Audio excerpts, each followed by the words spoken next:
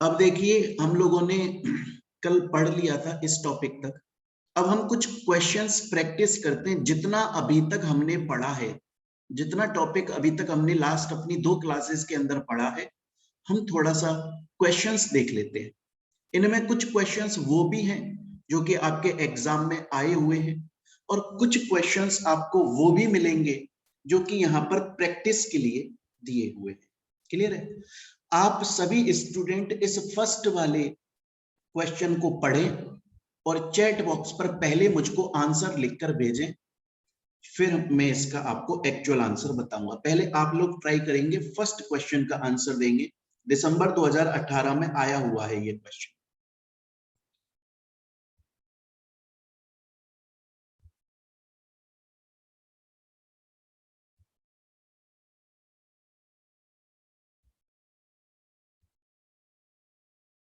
कशिश का जवाब सही है।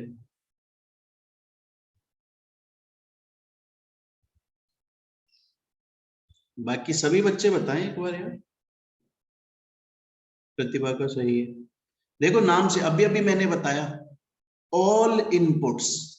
ऑल इनपुट्स का मतलब क्या है? More than one input. All inputs का मतलब एक इनपुट से ज्यादा चेंज किया जा रहा है। मतलब कंपनी जो है वो बड़े लेवल पर काम कर रही है, तो कंपनी के काफी सारे इनपुट्स हैं, उसके अंदर चेंज किया जा रहा है, जिसकी वजह से कंपनी के आउटपुट्स में चेंज आ रहा है। इस तरीके को हम टोटल फैक्टर प्रोडक्टिविटी बोलते हैं। सिंपल सी कहानी आ गई यहां तक की। ये हम लोगों ने कर लिया, और ये आपका दिसंबर 2018 में आया। आप सभी बच्चे सेकंड वाले क्वेश्चन को देखें, इसका आंसर बताएं जल्दी से।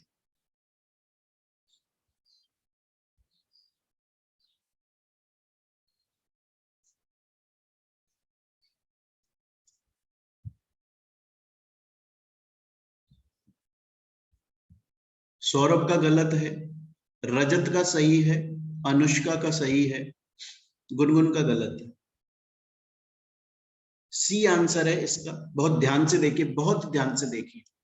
परफॉर्मेंस मैनेजमेंट का मतलब मैंने ये बताया था कि जो एम्प्लॉय है वो जो काम करेगा, जो परफॉर्मेंस देगा, एम्प्लॉय जो अपनी परफॉर्मेंस देगा, उसका मेन एम कंपनी का एम होना चाहिए, क्योंकि लिंक कर दिया गया है। हमने पढ़ा था परफॉर्मेंस मैनेजमेंट के अंदर कंपनी का एम और एम्प्लॉय का एम लिंक कर दिया जाता है, जिससे एम्प्लॉय जब अपनी परफॉर्मेंस दे रहा होता है तो उसको कंपनी के एम्स अचीव करने होते हैं। एम्प्लॉय का परफॉर्मेंस और कंपनी का, ऑर्गेनाइजेशन का गोल, ये इसका सही जवाब है। आया समझ में आप लोगों को कि नहीं आया? एक बार बता दें चैट बॉक्स पर जल्दी से। क्लियर है? ये क्वेश्चन आपका दिसंबर 2019 के अंदर आया हुआ है। नेक्स्ट, थर्ड वाले को देखकर आंसर दें जल्दी से। थर्ड वाले को जल्दी से आंसर दे दें। दिसंबर 2019 का क्वेश्चन है ये।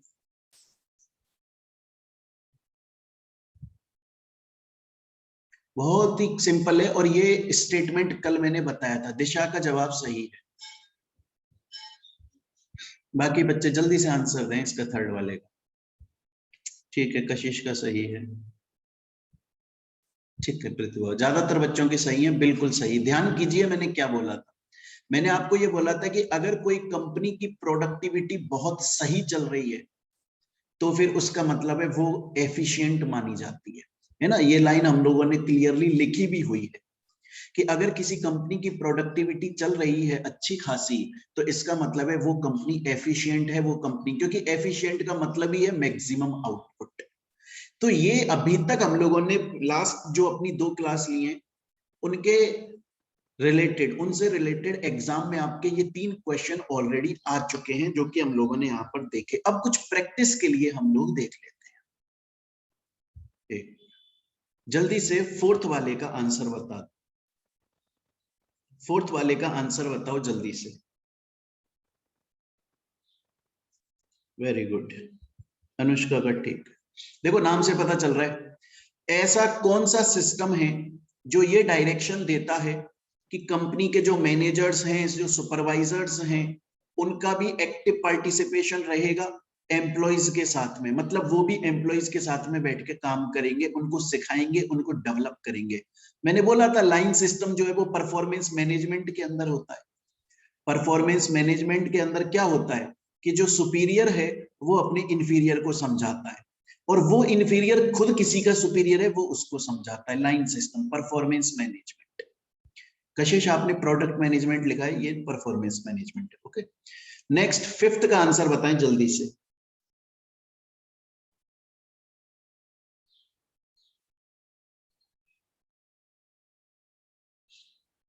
बहुत ही सिंपल है, बहुत आराम से बता सकते हो। अभी अभी इसको डिस्कस किया है थर्ड वाले क्वेश्चन में, अभी अभी थर्ड क्वेश्चन में डिस्कस किया है। नीचे से यहां से पढ़ना स्टार्ट करो। हम कंपनी की एफिशिएंट सिचुएशन कब मानते हैं? कब मानते हैं कि कंपनी एकदम एफिशिएंट चल रही है, जोरदार चल रही है, बढ़िया चल रही है? जब वो कंपनी हाईएस्ट प्रोडक्टिविटी को लेकर चल रही होती है। हाईएस्ट प्रोडक्टिविटी अगर लेवल है कंपनी का, तो कंपनी को एफिशिएंट माना जाता है। ये इसका आंसर है। यहाँ पे आ गया एफिशिएंसी, यहाँ पे आ गया प्रोडक्टिविटी। नीचे से पढ़ने पर आपको इसका जवाब समझ में आएगा। एक बार चैट बॉक्स पर बता दें क्या 5th क्वेश्चन तक आप लोगों को समझ में आया? नहीं आया तो बिंदास दोबारा बोल सकते हैं, मैं दोबारा से समझा दूं। आ गया, ठीक है, फिर आगे चलते हैं। नेक्स्ट आ जाते हैं अब 6th पर। जल्दी से एक बार 6th का आंसर मुझे बता दें। बहुत सिंपल है यार, कल ही समझाया था, बताया था ना। एफिशिएंसी 2 टाइप की होती है। कौन कौन सी होती है? ध्यान करो। एक तो टेक्निकल, बिल्कुल सही जवाब, और एक को allocative. Very good, technical and allocative, ये इसका जवाब है। ठीक है ना। इसके बाद में अब 7th पर आ जाते हैं, जल्दी से आंसर दे दें इसका। प्रोडक्टिविटी लेवल जो है उसको चेक कैसे करते हैं? Very good, input and output की रिलेशन को देखकर। वेरी गुड, बिल्कुल सही जवाब। 8th का जल्दी से जवाब दें।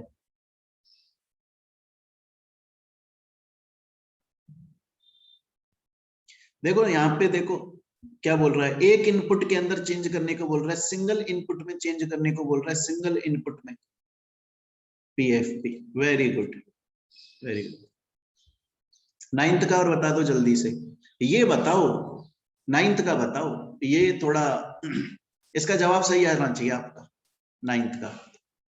दिमाग मतलब ध्यान से पढ़ के जवाब हुआ। नहीं प्रतिभा, प्रतिभा और सोचो एक बार के लिए। आप ऐसा सोचिए, ऐसा सोचिए, आपकी खुद की कंपनी है। देखें आप सभी बच्चे, मुझे लगता है जनरली ज्यादातर बच्चे सी जवाब देंगे, इसका सी नहीं डी होगा। क्यों होगा? एक बार समझो इस बात, समझो। अगर आपकी खुद, आप ऐसे सोचिए आपकी खुद की कंपनी है, आप मालिक है, आप उस कंपनी की एफिशिएंसी को चेक कर रही हो, बहुत अच्छी बात है। आप उस कंपनी की प्रोडक्टिविटी को चेक कर रहे हो, बहुत अच्छी बात है। बस चेक करके क्या करोगे? यूटिलाइज तो कर लो यार, कम से कम जो रिजल्ट निकल के आया उसे एटलीस्ट यूटिलाइज तो करो, कम से कम उसको इंप्लीमेंट तो करो, सुधार तो। चेक तो सब किया भाई, उसको यूटिलाइज तो कर लो ना। तो ये तो देखा जाए तो एक तरीके से रिसोर्सेज हो गए आपके। तो अगर, अब बहुत ध्यान से सुनिएगा मैं जो बोल रहा हूं, अगर एग्जाम में ये क्वेश्चन आ जाता है आपके, और ये डी वाला ऑप्शन आपको नहीं दिया होता, इसकी बजाय कुछ और होता, तो उस केस में आंसर सी होता, उस केस में आंसर सी होता। लेकिन अगर आपको यहाँ यूटिलाइजेशन भी दिया हुआ है, तो उस केस में जवाब ये होगा। चैट बॉक्स पर एक बार बता दें यहाँ 9th तक क्वेश्चन समझ में आए कि नहीं आए आप लोग। मेरे पास जवाब आ रहे हैं कि सर यहाँ तक की कहानी क्लियर है। क्लियर है तो अब अपन चलते हैं आगे। अब हम पढ़ेंगे अपना एक नेक्स्ट टॉपिक, और इस नेक्स्ट टॉपिक को मैं डायरेक्टली आप लोगों को एग्जाम्पल से समझाना चाहूंगा। एक बार हम लोग एग्जाम्पल देखेंगे, 1 मिनट।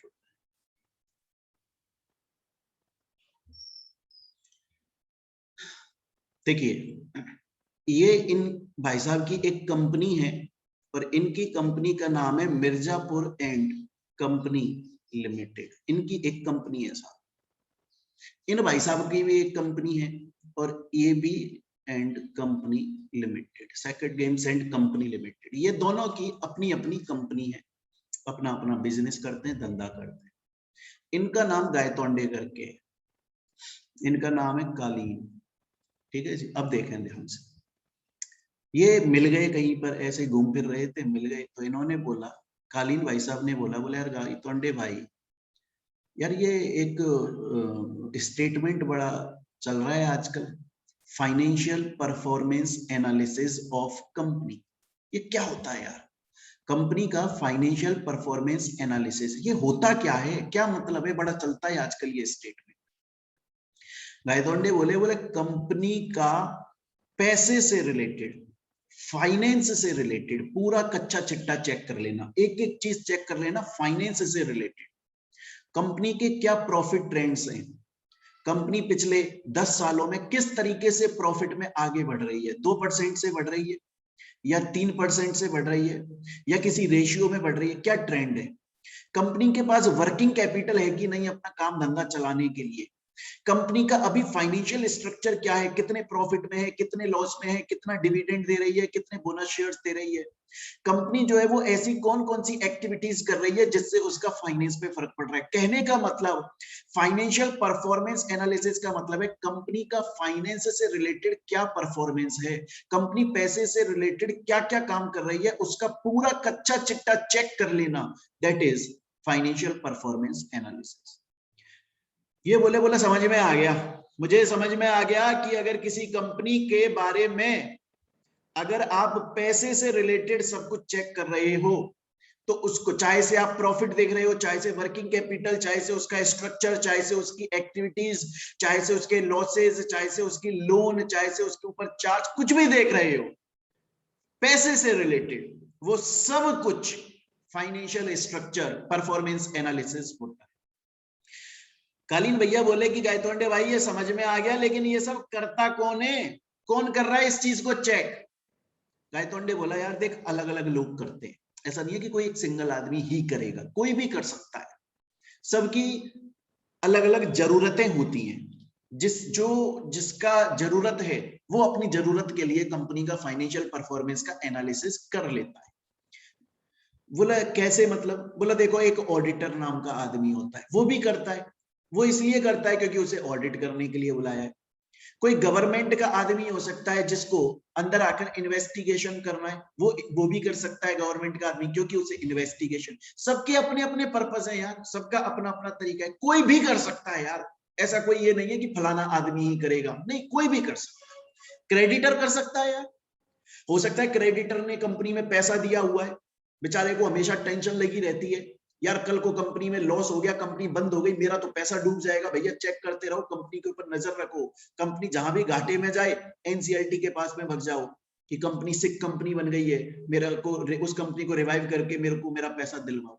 क्रेडिटर इसलिए चेक करता है, इन्वेस्टर इसलिए चेक करता है कि कंपनी में कितने परसेंट से ग्रो कर रही है कंपनी, या कितने परसेंट से नीचे गिर रही है कंपनी, कितने परसेंट से लॉस हो रहा है, कंपनी में इन्वेस्टमेंट करूं कि नहीं करूं, जो शेयर कंपनी के खरीदे हुए हैं वो निकाल लूं, अपना इन्वेस्टमेंट वापस बेच दूं या अभी रहने दूं, ये इसलिए चेक करता है। मैनेजमेंट वाले इसलिए चेक करते रहते हैं कि हमारे प्रॉफिट ट्रेंड्स क्या है, पिछले सालों से हम इस साल कम चल रहे, आगे चल रहे, हमें कहां पर और इंप्रूवमेंट लाना चाहिए। तो ये फाइनेंशियल परफॉर्मेंस एनालिसिस कोई भी कर सकता है, जिसकी जो जरूरत पड़ जाए, जिसका जो ऑब्जेक्टिव है उस लिए कर सकता है। तो कालीन भैया को दो बात समझ में आ गई, कालीन भैया को एक बात तो ये समझ में आ गई कि भैया ये फाइनेंशियल परफॉर्मेंस एनालिसिस का मतलब है कंपनी का पैसे से रिलेटेड सब कुछ चेक करना, कोई भी कर सकता है जिसका जो पर्पस है, यहां तक की बात। और इस बात को हम क्या बोलते हैं? इस बात को हम बोलते हैं areas of financial performance analysis. ध्यान से देखें एक बार, फाइनेंशियल एनालिस्ट जो भी बंदा कर रहा है, एनालिसिस कर रहा है, वो कंपनी के प्रोडक्शन को, प्रोडक्टिविटी को, कंपनी की प्रॉफिट को, कंपनी की लिक्विडिटी, पैसा है कि नहीं है, वर्किंग कैपिटल कितनी है, फिक्स असेट्स कितनी है, फंड फ्लो कितना है, सोशल परफॉर्मेंस, मतलब कंपनी की फाइनेंशियल हेल्थ देखी जाती है, working capital, structure, activity, profit, सब कुछ चेक किया जाता है। और कौन चेक कर सकता है? देखो कंपनी से रिलेटेड बहुत सारे लोग हैं, बहुत सारे ग्रुप्स जो हैं, उनका इंटरेस्ट कंपनी से रिलेटेड है। क्रेडिटर भी रिलेटेड है, बॉन्ड होल्डर, डिवेंचर होल्डर भी रिलेटेड है, इन्वेस्टर भी रिलेटेड है, मैनेजमेंट भी रिलेटेड है, गवर्नमेंट भी रिलेटेड है, ऑडिटर भी रिलेटेड है। सब अपने अपने पर्पस के लिए चेकिंग करते रहते हैं। एक बार चैट बॉक्स पर ये बता दें यहां तक की 2 बातें समझ में आई कि नहीं आई। ये समझ में आना चाहिए फाइनेंशियल परफॉर्मेंस एनालिसिस क्या है, ये समझ में आ जाना चाहिए उसके अंदर पैसे से रिलेटेड सब कुछ चेक किया जाता है। ये समझ में आ जाना चाहिए कि जो भी बंदा कंपनी से रिलेटेड है वो कंपनी के परफॉर्मेंस एनालिसिस को चेक कर सकता है अपने पर्टिकुलर ऑब्जेक्टिव को फुलफिल करने के लिए। आगे चलते हैं सर। अब एक पहले मैं एग्जाम्पल समझाऊंगा, फिर मैं बाद में टॉपिक पर आऊंगा। पहले एग्जाम्पल देखेंगे हम लोग, है ना। देखिए एक नई कंपनी बन रही है, मतलब एक कंपनी है, उस कंपनी का नाम है फैमिली मैन। ये ऑलरेडी एक कंपनी है, बढ़िया चल रही है ये कंपनी। बहुत ध्यान से सुने आप लोग, बहुत ध्यान से। ये एक आदमी है और इसका नाम कुछ बंटी करके है साहब। ये बात कर रहा है इससे, बोला भाई ये जो द फैमिली मैन कंपनी है ना यार, इसमें सोच रहा हूँ इन्वेस्टमेंट कर दूं यार मैं, बहुत प्रॉफिट में चल रही है यार ये कंपनी, मैंने सुना है, इन्वेस्टमेंट कर दूं मैं इसमें। तो ये बोला कोरिया का बेस्ट मटेरियल यूज करती है ये कंपनी। जब ये कंपनी कोई प्रोडक्ट बनाती है तो जो रॉ मटेरियल यूज करती है, कच्चा माल जिससे फाइनल प्रोडक्ट बनाती है, 1 नंबर का रॉ मटेरियल यूज करती है, कोरिया से लेकर आते, जोरदार करती है। 2500 रुपए का प्रॉफिट कमाया है इसने। 15 रुपए का डिविडेंड देती है ये हर साल अपने शेयर होल्डर को, एक शेयर पे 15 रुपए का डिविडेंड। अगर किसी के पास 1000 शेयर है, 15,000 तो फालतू के आ गए उसके पास। बोला आपको कैसे पता ये सब इतनी सारी बातें? बोला कंपनी ने पब्लिश किया है खुद ने, इस द फैमिली मैन कंपनी ने पब्लिश किया है खुद ने, अपने को क्या पता होगा, वरना अपन तो बाहर का आदमी है ना, अपन थोड़ी ना कंपनी से रिलेटेड आदमी है। अपने पास में थोड़ी ना कंपनी के अकाउंट्स का एक्सेस है जो कंपनी के अंदर जाकर कंपनी के एक्चुअल अकाउंट्स को देख सके। कंपनी पब्लिश कर देती है, अपन को लगता है अपन भगवान है, अपने को सब कुछ पता है। ये आदमी आए फिर बोले सुनो बे, फालतू की बातें कर रहे हो तुम लोग, कोई 2500 करोड़ का प्रॉफिट नहीं है, झूठ पब्लिश कर रही है, फालतू की बात कर रही है ये। 150 करोड़ का प्रॉफिट हुआ है इस कंपनी में। मेरे को सेंट्रल गवर्नमेंट ने कंपनी के अकाउंट्स चेक करने को भेजा है, मैं इंटरनल आदमी हो गया हूं अब कंपनी का, मेरे पास में कंपनी के अकाउंट्स का एक्सेस है। तुम्हारे पास में तो एक्सेस नहीं था, तुम तो एक्सटर्नल आदमी थे, तुम तो एक्सटर्नल आदमी थे, तुम्हारे पास में अकाउंट्स का एक्सेस ही नहीं था। जो कंपनी ने पब्लिश किया उसी को मानकर सच बैठ रहे हो, सच मान रहे हो। मैं इंटरनल आदमी हूं, मैं कंपनी के अंदर गया हूं, मैंने जाकर चेक किया है, जैसे कंपनी का मैनेजमेंट करता है, जैसे कंपनी का ऑडिटर करता है, जैसे कंपनी के लोग करते हैं, जैसे कोर्ट के थ्रू अपॉइंटेड कोई लॉयर कर सकता है, जैसे कोर्ट के थ्रू अपॉइंटेड कोई लिक्विडेटर कर सकता है, इसी तरह से सेंट्रल गवर्नमेंट के थ्रू अपॉइंटेड मैं भी कर सकता हूं। बोला कौन कौन और कर सकता है? बोला कंपनी के इंटरनल लोग कर सकते हैं, सेंट्रल गवर्नमेंट के थ्रू अपॉइंटेड पर्सन जैसे कि मैं हूं, मैं कर सकता हूं, या फिर कोर्ट के थ्रू कोई भी अपॉइंटेड पर्सन, जिस इंसान के पास में कंपनी के अंदर का एक्सेस है वो चेक कर सकता है। तो अभी तक मैंने आप लोगों को यह बताया फाइनेंशियल परफॉर्मेंस एनालिसिस का मतलब क्या होता है, कौन कौन इसको कर सकता है। बात आती है कैसे कर सकता है, कितने टाइप का एनालिसिस होता है? 2 टाइप का होता है, ध्यान से सुने। एक होता है जिसे हम मटेरियल यूज्ड के बेसिस पर चेक करते हैं, और एक होता है मॉडस ऑपरेंडी। इसको समझाऊंगा अभी, इधर देखें पहले, यहां पर नजर मारे। अगर एग्जाम में ये क्वेश्चन आ जाता है कि फाइनेंशियल परफॉर्मेंस एनालिसिस जब किया जाता है तो कितने टाइप से किया जा सकता है? 2 प्रकार से। एक तो मटेरियल को चेक करके, कंपनी के मटेरियल को चेक करके। सर कंपनी के मटेरियल को चेक करने का मतलब क्या, रॉ मटेरियल चेक करना है? आप रॉ मटेरियल भी बोल सकते हो, कंपनी के अकाउंट्स भी बोल सकते हो, कंपनी के अंदर एक्चुअल जो खर्चा हुआ है वो भी बोल सकते हो, कंपनी के वाउचर्स भी बोल सकते हो। कंपनी का मटेरियल, मटेरियल का मतलब वो नहीं है सिर्फ लोहा लंगड़ रॉ मटेरियल देखना है, कंपनी के अकाउंट्स भी चेक कर सकते हैं। अब एक मटेरियल यूज में जब हम देखते हैं तो एक एक्सटर्नल एनालिसिस होता है, एक इंटरनल एनालिसिस होता है। वो लोग जिनके पास में कंपनी के अंदर का एक्सेस नहीं है, जो कंपनी के अंदर नहीं जा सकते, जो कंपनी के अकाउंट्स को अपने हाथ में नहीं ले सकते, जो नहीं पढ़ सकते, जो बाहर के लोग हैं, बाहर की गवर्नमेंट एजेंसी है, बाहर का कोई क्रेडिट एजेंसी है, कोई दूसरा इन्वेस्टर है, जिसके पास में कंपनी के अंदर जाकर कंपनी के अकाउंट्स को चेक करने की परमिशन नहीं है, लेकिन कंपनी जो चीज पब्लिश कर देती है उसके आधार पर उस बात को वो सच मान लेता है, उस बात पर वो फिर एनालिसिस करता है। इसे हम एक्सटर्नल एनालिसिस बोलते हैं। क्योंकि वो जो मटेरियल है, वो जो अकाउंट्स हैं, जो कंपनी के वाउचर्स हैं, जो कंपनी के बिल्स हैं, जो कंपनी के अंदर सामान आया है, उसको वो बाहर के लोग खुद हाथ से चेक नहीं कर पा रहे हैं। वो एक्सटर्नल लोग हैं, एक्सटर्नल एनालिसिस। लेकिन कुछ ऐसे लोग भी होते हैं जो अंदर के आदमी होते हैं, जो कंपनी के अंदर खुद काम कर रहे हैं, एग्जीक्यूटिव हो सकते हैं, एम्प्लॉय हो सकते हैं, गवर्नमेंट के थ्रू अपॉइंटेड कोई और बंदा हो सकता है, कोर्ट के थ्रू अपॉइंटेड, जिनके पास में कंपनी के बुक्स ऑफ अकाउंट्स का एक्सेस है, उसे हम इंटरनल एनालिसिस बोलते हैं। एक बार मुझे ये बताएं, ये बात समझ में आई क्या? सबसे पहले यहां तक की बात समझ में आनी चाहिए। आपको यह समझ में आ जाना चाहिए कि जो फाइनेंशियल परफॉर्मेंस एनालिसिस है उसको दो प्रकार से किया जा सकता है। एक तो मटेरियल के बेसिस पे, एक मॉडस ऑपरेंडी, ये मैं समझाऊंगा बाद में। मटेरियल का बेसिस का मतलब ये नहीं है कि सिर्फ कंपनी का सिर्फ रॉ मटेरियल देखना है, ना जी ना। सब कुछ कंपनी का, सब कुछ उसका मटेरियल है, सब कुछ उसका मटेरियल है, इवन अकाउंट्स भी उसका मटेरियल है। इसमें एक एक्सटर्नल एनालिसिस होता है, जिनके पास में कंपनी के अकाउंट्स का एक्सेस नहीं है उसे एक्सटर्नल बोल देते हैं, जिनके पास में कंपनी के अकाउंट्स का एक्सेस है उसे इंटरनल बोल देते हैं। यहां तक की बात आप लोगों को समझ में आ जानी चाहिए। अगर यहां तक जो पढ़ा है उसमें किसी भी तरीके का डाउट है, बिंदास पूछिए, मैं दोबारा समझा। क्लियर है? मैसेज आ रहा है? क्लियर है, बढ़िया बात है, फिर आगे चलो। अब बहुत ध्यान से सुनना, बहुत ध्यान से सुनना, बहुत ध्यान से। मैं एक एग्जाम्पल ले रहा हूं यहाँ पे, मॉडस ऑपरेंडी वाला समझा रहा हूं मैं। अब बहुत ध्यान से सुने आप लोग, एक एग्जाम्पल देखते हैं। एक कंपनी है, उस कंपनी का नाम है एबीसी कंपनी, और वो कंपनी साहब कपड़े बनाने का काम करती है। ठीक है जी। वो कंपनी आज 1985 से बनी हुई है, 2021 चल रहा है आज। बहुत ध्यान से सुनते रहे आप। दो सिचुएशन लेकर चल रहा हूं मैं। पहली सिचुएशन,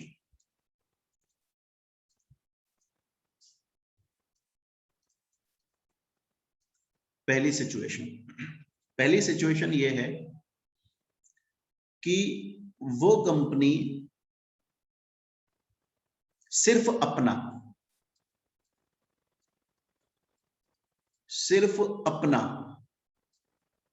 एनालिसिस कर रही है। पहला पॉइंट याद रखने लायक, पहला पॉइंट, सिर्फ अपना एनालिसिस कर रही है, सिर्फ और सिर्फ खुद का एनालिसिस कर रही है। पहली बात, कैसे कर रही है सर? अरे 2021 चल रहा है ना यार, 2015 से देख रही है, या कोई सा भी ईयर ले लो जो आपको बढ़िया लगता हो, तब से देख रही है कितना उसने अच्छा किया, कितना उसने बेकार किया, कहाँ पहले अच्छा करती थी आज बेकार हो गई है, तो कहीं ना कहीं गलती। खुद का एनालिसिस, अकेला खुद का एनालिसिस कर रही है। आप अपना हाथ सीधा लेकर जाओ, हॉरिजॉन्टल। हॉरिजॉन्टल का मतलब है ऐसे ही, तो हाथ को ऐसे कर दिया आपने, ये हॉरिजॉन्टल है, ये वर्टिकल होता है। मैं हॉरिजॉन्टल की बात कर रहा हूँ इस वक्त, वर्टिकल की बात नहीं कर। आज आप 2021 में खड़े हो, अपना हाथ सीधा ले जाओ, यहां तक खोला, 2020 तक पहुंचे, और खोल दिया हाथ, 19 तक पहुंचे और खोल दो 18, ऐसे आगे चल। अगर कोई भी कंपनी सिर्फ अपना एनालिसिस करती है अपने ऑपरेशंस का, कि वो किस तरीके से काम करती थी, कितना प्रॉफिट कमाती थी, खुद का analysis, only self, that is horizontal modus operandi analysis. अब दूसरी सिचुएशन देखो, एबीसी आज 2021 है, वो कंपनी एनालिसिस कर रही है 2021 का, सिर्फ 2021 का कर रही है, लेकिन उस फील्ड में, अब उस कंपनी की फील्ड क्या है? कपड़े बनाना। कपड़े बनाने की फील्ड में जितनी कंपनियां काम कर रही हैं उन सबसे कंपैरिजन कर रही है, कंपैरिजन कर रही है with all other companies of same field. वो कंपनीज जो इसी फील्ड में काम कर रही हैं, कपड़े बनाने की फील्ड में, एक ही साल का कर रही है, एक ही साल का, एक ही ईयर का कर रही है, सिर्फ अपना नहीं कर रही है, बहुत सारों का कर रही है, कंपैरिजन कर रही है। 2021 को ऐसे खड़ा कर दिया उसने। अब देख रही है XYZ ने इतना कमाया, फलाने ने इतना कमाया, फलाने ने इतना कमाया, मैंने इतना कमाया, मुझे और सुधार लाना चाहिए। तो अब ध्यान से सुनो, अगर कंपनी पिछले कुछ सालों का एनालिसिस कर रही है लेकिन सेल्फ कर रही है, दैट इज हॉरिजॉन्टल। अगर कंपनी एक ही साल का कर रही है लेकिन अपनी फील्ड के और लोगों से कंपेयर कर रही है, दैट इज वर्टिकल। मुझे बताओ यहां तक की कहानी समझ में आई कि नहीं आई? जो मैंने अब पहले ये बताओ यहां तक की समझ में आई कि नहीं आई? पहले चैट पर ये बताएंगे। अगर नहीं आई ना, बिंदास खोल के बोल सकते हो आप कि सर नहीं आई, मेरे को दोबारा समझा दो। मॉडस ऑपरेंडी का आप बोलोगे सर मीनिंग क्या होता है? अगर मैं मॉडस ऑपरेंडी का यहाँ पर मीनिंग समझाने बैठूं तो बहुत लंबा चौड़ा मीनिंग हो जाएगा। अभी के लिए इतना समझ लो, उसके ऑपरेशंस को चेक किया जा रहा है, उसकी एक्टिविटीज को, उसके प्रॉफिट्स को चेक किया जा रहा है। पहले मटेरियल के बेसिस पर देख रहे थे कंपनी के अंदर जाकर कि एक्चुअली में कंपनी का क्या ट्रेंड है। यहाँ पर कंपनी का जो आउटकम इतने सालों से निकल के आ रहा है उसको चेक कर रहे हैं। आपको ये ध्यान, अगर सेल्फ का कर रही है बहुत सालों का तो वो हॉरिजॉन्टल है, अगर अकेले का कर रही है तो वो वर्टिकल है। अब बहुत ध्यान से सुना, बहुत ध्यान से। ये जो हॉरिजॉन्टल एनालिसिस होता है इसको डायनामिक एनालिसिस भी बोलते हैं। याद रख लेना इस बात को, एग्जाम में अगर क्वेश्चन आएगा तो इस पर आएगा। 99% चांसेस ये होते हैं। ये सब जो मैंने गाथा सुनाई है इसमें से मुश्किल है कुछ क्वेश्चन आए। जो आएगा वो ये आएगा कि हॉरिजॉन्टल एनालिसिस को किस नाम से जाना जाता है, या फिर वो लिखेंगे नहीं हॉरिजॉन्टल एनालिसिस, डायरेक्टली लिखेंगे डायनामिक एनालिसिस किस स्टेटमेंट को सपोर्ट करता है। और उसमें नीचे आपको 4 ऑप्शन दिए होंगे, उसमें से एक ऑप्शन दिया होगा कि कंपनी सेल्फ का एनालिसिस कर रही है पिछले कुछ सालों। आपको समझ जाना है ये हॉरिजॉन्टल है, इसी को डायनामिक बोलते हैं। लेकिन वर्टिकल जो एनालिसिस है उसको स्टैटिक एनालिसिस बोलते हैं। ये बात आपको याद रखनी है। बाकी इसके अंदर जो भी ज्ञान है वो वही है जो मैंने आपको अभी तक समझाया। मुझे बताएं यहां तक आप लोगों को समझ में आ रहा है कि नहीं आ रहा है? यहां तक अगर कोई भी डाउट है तो एक बार बताएं। सभी बच्चे चैट पर मेरे को कंफर्म करते हैं यहां तक का क्लियर है कि नहीं है। अगर डाउट है तो आप लोग पूछ सकते हैं मुझसे। क्लियर है? ठीक है, ठीक है, चलिए ठीक। अब चलते हैं अपन आगे। अब इसके बाद में नेक्स्ट बात आ जाती है आपकी टेक्निक या टूल्स क्या होते हैं। देखिए बहुत सारी टेक्निक्स होती हैं, अलग अलग टेक्निक्स होती हैं। इसमें यही लगा रखा है ना, ये जो लिखा हुआ है वो क्या है। और एक चीज अब और बता दूं मैं सभी स्टूडेंट्स को, इस टॉपिक से पहले पहले मतलब इस टॉपिक तक हमने जो भी पढ़ा, आप ये लगा लीजिए आपके एग्जाम के हिसाब से हमने 2 नंबर का या मैक्सिमम खींच के 3 नंबर का पढ़ा है। 99% चांसेस है अभी तक हमने जो पढ़ा है उसमें ऑब्जेक्टिव ही आएगा। तो कल से लेके आज तक हमने इस टॉपिक तक जितना पढ़ लिया है वो आपका 2 से 3 नंबर का पढ़ा है, मोस्टली ऑब्जेक्टिव आता है। ये जो टॉपिक स्टार्ट हो रहा है यहां से आप समझ लीजिए मोस्ट इंपॉर्टेंट स्टार्ट हो रहा है। और अगली जो 2-3 क्लासेस आपकी रहेंगी वो मोस्ट इंपॉर्टेंट रहेगा। उनमें से 100% चांसेस है कि एग्जाम में क्वेश्चन आएगा ही आएगा, जरूर आएगा, हर बार आता है। और इंपॉर्टेंट टॉपिक्स हम आज स्टार्ट कर रहे हैं। अभी तक हमने पढ़ा फाइनेंशियल परफॉर्मेंस एनालिसिस क्या होता है, हमने पढ़ा कौन कौन उसको कर सकता है, हमने पढ़ा कितने तरीके से उसको किया जा सकता है। ठीक है, उसमें हमने मटेरियल मॉडल्स ऑपरेंडी देख ली। अब हम देख रहे हैं टूल्स क्या क्या होते हैं। यहां से आपका मेन मुद्दा शुरू हो जाता है। अब ये जो 3 पॉइंट है वो सिर्फ इतनी सी बात बोल रहे हैं कि जो फाइनेंशियल परफॉर्मेंस एनालिसिस है उनके लिए जो टूल्स, जो टेक्निक्स हम यूज करते हैं उनको आप अकाउंटिंग टेक्निक्स भी बोल सकते हो, फाइनेंशियल टेक्निक्स भी बोल सकते हो, एक ही बात है। और वो कोई सी भी टेक्निक हो सकती है। वो रेशियो एनालिसिस भी हो सकता है, वैल्यू एडेड एनालिसिस, बहुत सारे मेथड्स हैं।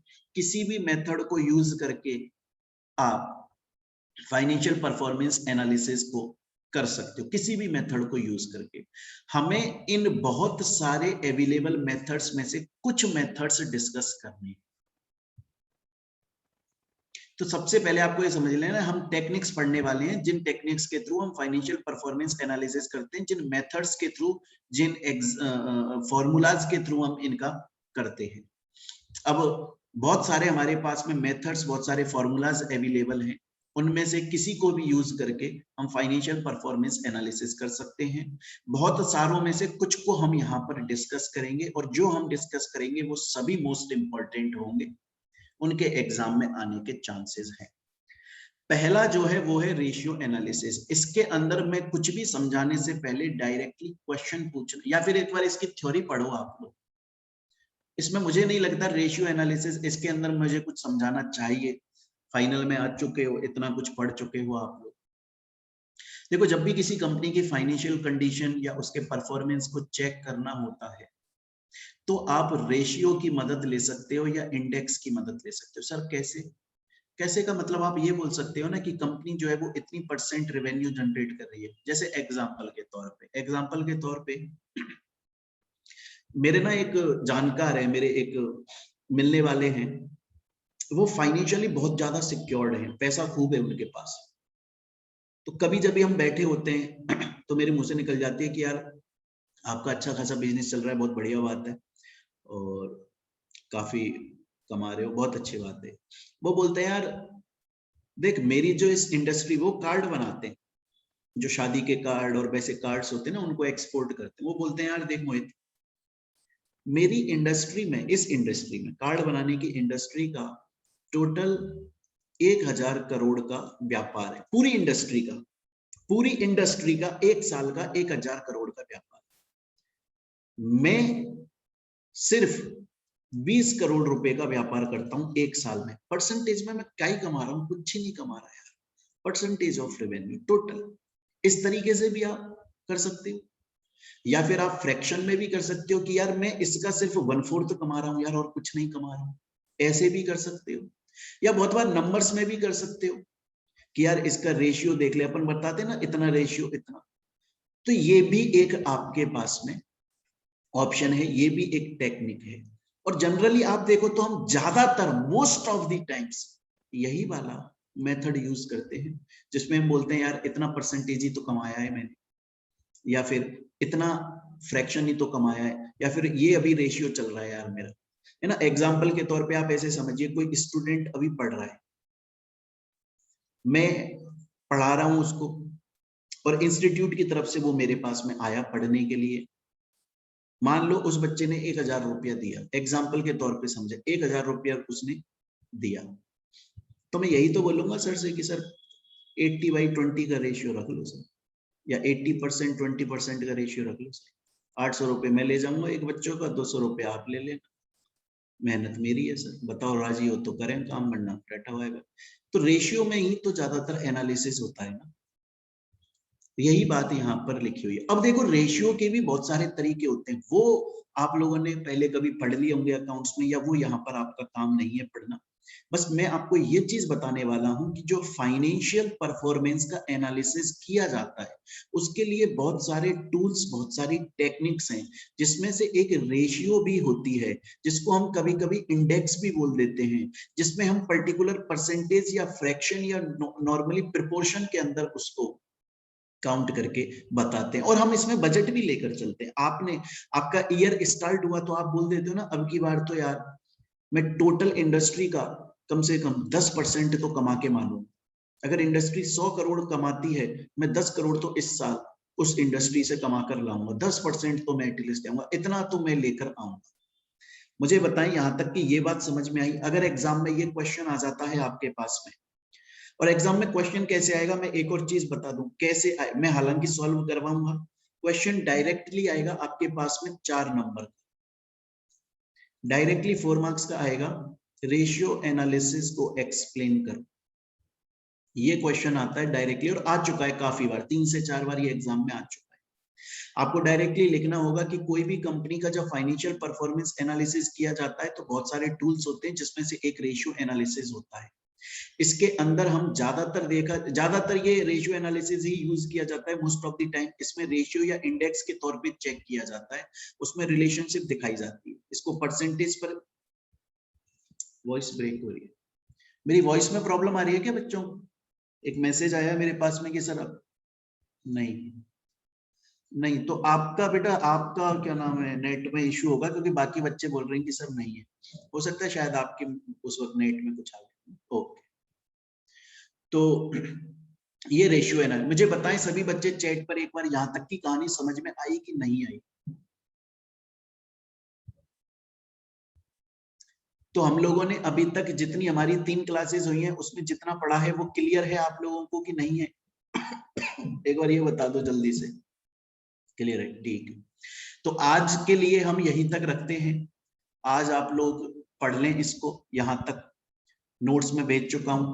अब जो मैं नोट्स आपको भेजूंगा, मोस्ट प्रोबेबली कल भेजूंगा शायद मैं आपको, तो मैं इसका पीछे का बैकग्राउंड चेंज कर दूंगा। बैकग्राउंड में नॉर्मली कुछ और रख दूंगा, है ना, लाइट बैकग्राउंड रख दूंगा, जिससे कि आप जब प्रिंट करवाओगे तो आपको क्लियर आ जाएगी ये चीज। ठीक है जी, आज की क्लास हम यहीं पे